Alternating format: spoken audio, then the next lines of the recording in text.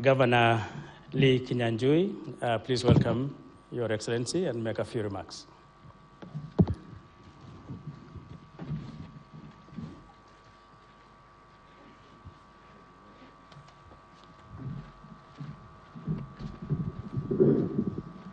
Bwana asifiwe. Bwana asifiwe tena.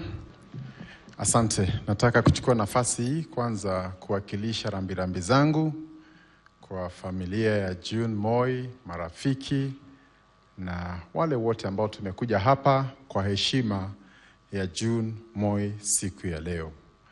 Kwa familia led by Gideon and all the rest of the family, kindly accept our condolence. For me, I wouldn't have much to say, but I would want also to identify myself with some of the comments that have been made by my brother who was here. Partly because I'm a Kenyan, and those issues matter to us. And I think it is good that they are taken in the right perspective so that we can make corrections and move forward. But for the family, allow me to say that tangu mzee aondoke, you have held Mzee's name in good repute. We have not come to this home or to this university because there are wrangles and fights by all of you.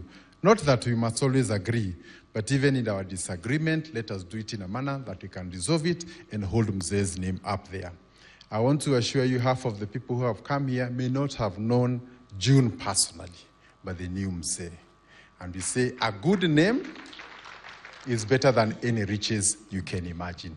So I think for the good relations that Mzee had with the entire community, including myself as the leader here in Nakuru and the broader community within Nakuru, we want to say a big thank you and also to salute his contribution to the greater Nakuru. And as has been said here, between Baringo and one community.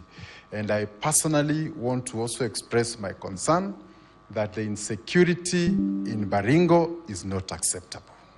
We cannot have 29 schools closed, where children wake up in the morning and cannot go to school, and not much or not enough has been done. If these kids don't go to school for a year or 2 or 3, you're also preparing them to be bandits tomorrow, because they have nowhere to go. They have no education. So I think there is no greater matter in Kenya today than opening back our schools. And when you don't open those schools, I don't know how different it is from what we had in Nigeria, where girls were taken and for a whole 2 years we never saw them. So this is a very serious matter. When you want to finish a people, you deal with their education.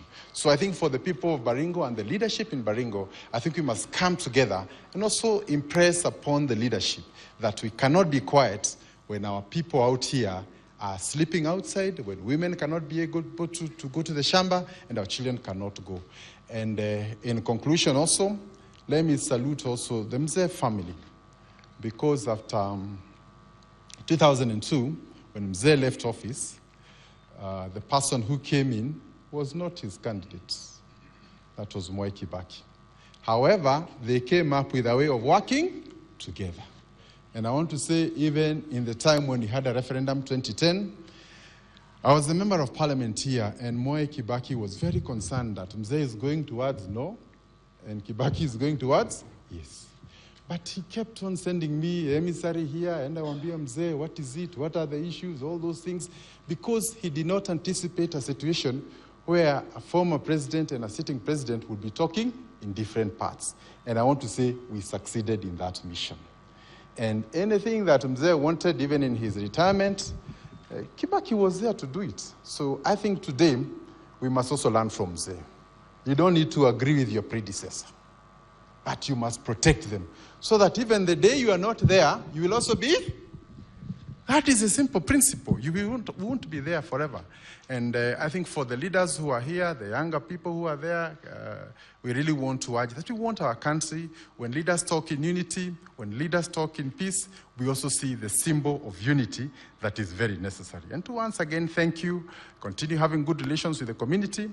If you ask for the children who have gone through this Kabarak High School in Kenya today, you'll be shocked. They're in every sector, they're in every country, and therefore Mzee's legacy will be here for 100 years. Continue with that legacy. Okay. So I want to end it there, once again to pass my condolence and to assure you that the people of Nakuru stand with you at this moment of grief. God bless you all.